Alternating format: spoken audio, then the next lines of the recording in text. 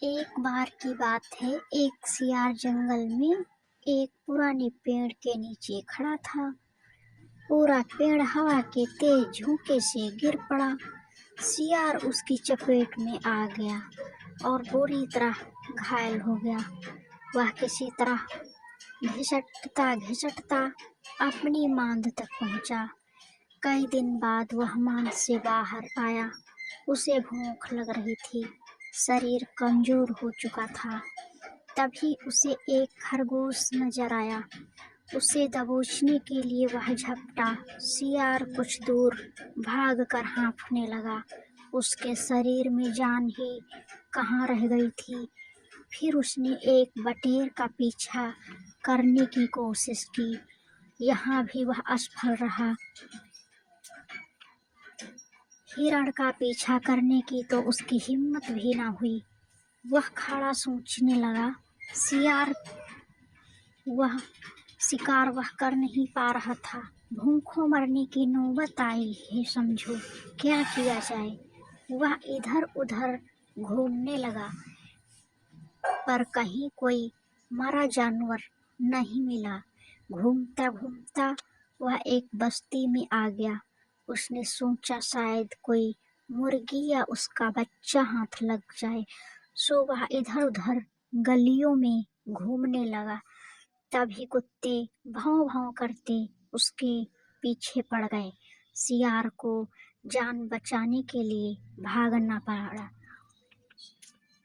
गलियों में घुसकर उनको छकाने की कोशिश करने लगा, पर कुत्ते तो कस्बे की गली गली से परिचित थे।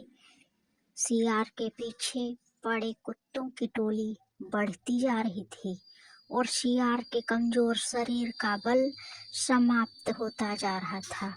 सियार भागता हुआ रंगरेजी की बस्ती में आ पहुंचा। वहां उसे एक घर के सामने एक बड़ा ड्रम नजर आया। वह जान बचाने के लिए उसे ड्रम में कूद पड़ा। ड्रम में रंगरेज ने अपने कपड़े के लिए नील घोर रखा था। कुत्तों का टोला भौंकता चला गया। सियार सांस रोककर रंग में डूबा रहा। वह केवल सांस लेने के लिए अपनी थूथनी बाहर निकालता। जब उसे पूरा यकीन हो गया कि अब कोई खतरा नहीं है, तो वह बाहर निकला। वह रंग में भीग चुका था। जंगल में पहुंचकर उसने देखा कि उसके शरीर का सारा रंग हरा हो गया। उस ड्रम में रंगरेज ने हरा रंग घोल रखा था। उसके हरे रंग को जो भी जंगली जीव देखता वह भयभीत हो जाता। उनको खौफ से कांपते देखकर रंगे सियार के दुष्ट दिमाग में एक योजना आई। रंगे सियार ने डर कर भागते जीवों को आवाज दी, भाइयों भागो मत, मेरी बात सुनो। उसकी बात सुनकर सभी जानवर भागते जानवर ठटके। उनके ठिठकन का रंग सियार ने फायदा उठाया और बोला, देखो मेरा रंग ऐसा रंग किसी जानवर का धरती पर है और ना रहेगा। मतलब समझो, भगवान ने मुझे यह खास रंग तुम्हारे पास भेजा है।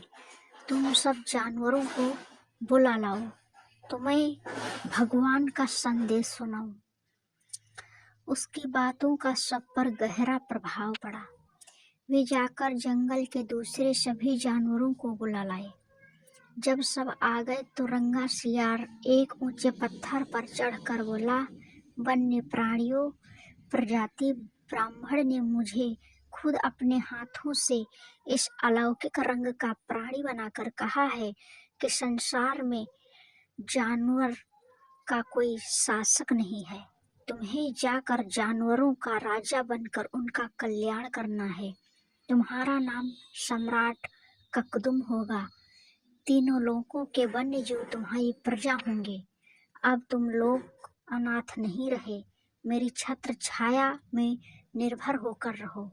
सभी जानवर वैसे ही सियार के अजीब रंग से चकराए हुए थे। उसकी बातों में तो जादू का काम किया। शेर, बाघ व चीते की भी ऊपर और नीचे की सांस नीचे रह गई।